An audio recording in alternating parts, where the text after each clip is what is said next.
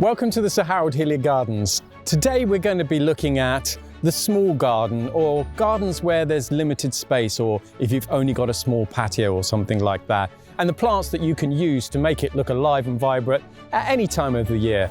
Of course, at this time of the year we're going to be looking at spring interest, so we're going to be looking at small plants for small areas. So grab your tools and get ready and come with me.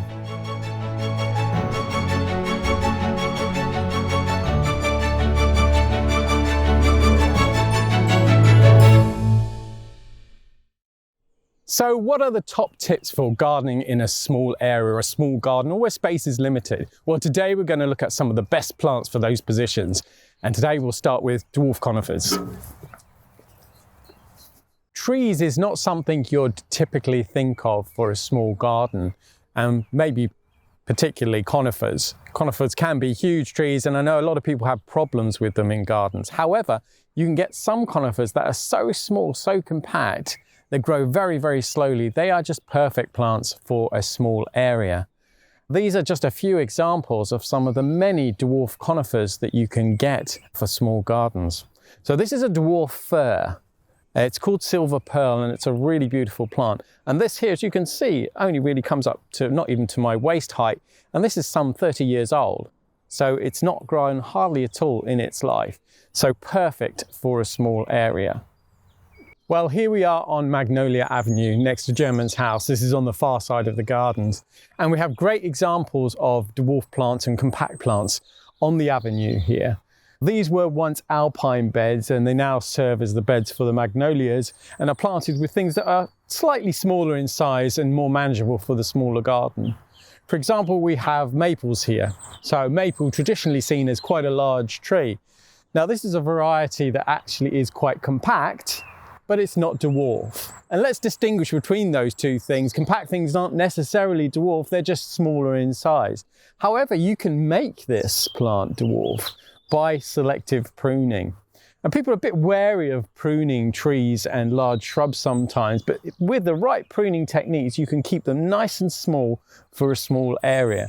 Okay, you have to keep up a continuous routine of pruning, but you can make them look really quite spectacular with a kind of a bonsai technique, if you like.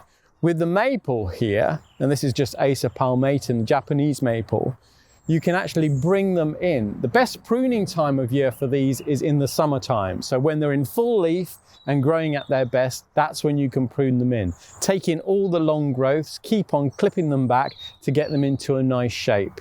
Now, I would do this by hand. I wouldn't use a trimmer or anything like that. But if you do it continuously, year after year, you'll get a nice, compact, beautiful plant for your small garden. A really wonderful spring flowering plant is the Helleborus. Now, this is a mixture here of Helleborus hybridus, which is probably the most common garden hellebore. They are plants for small spaces. They tend to stay nice and compact, and if the clump does get too big, you can easily slice them in half or into quarters to keep them in a more compact space.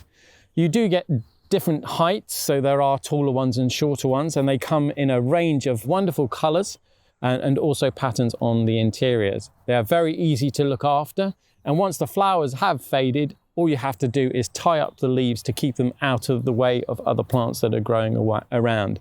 And then come December time, you chop all the leaves off, waiting for the flowers to spring up and come into full bloom in the spring.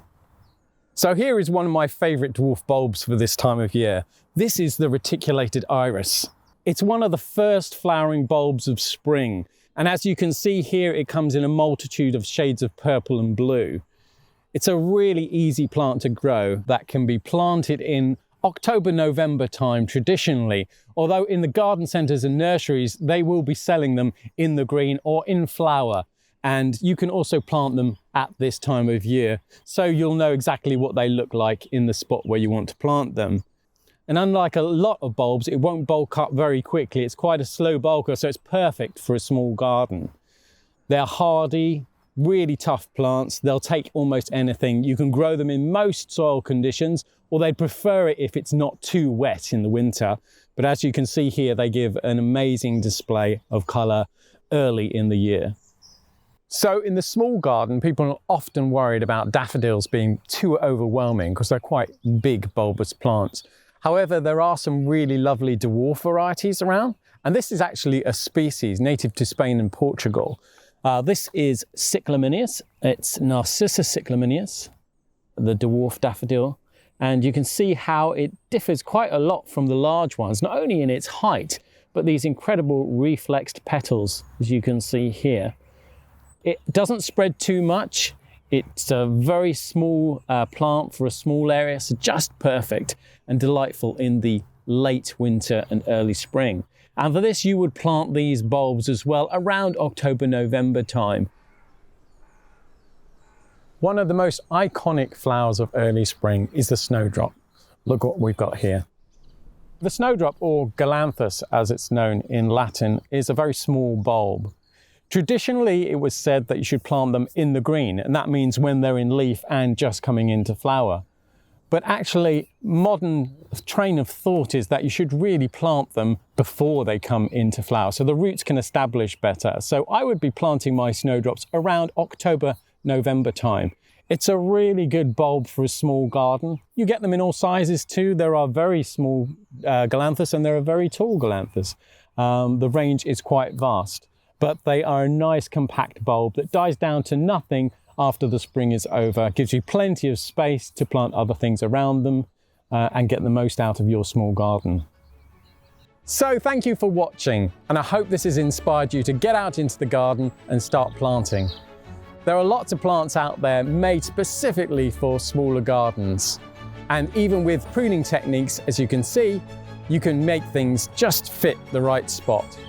So give it a go and start planting up your gardens and let us know how you get on. If you've enjoyed today, do make sure you press that like button and subscribe to the channel for lots more videos on how to care for your garden.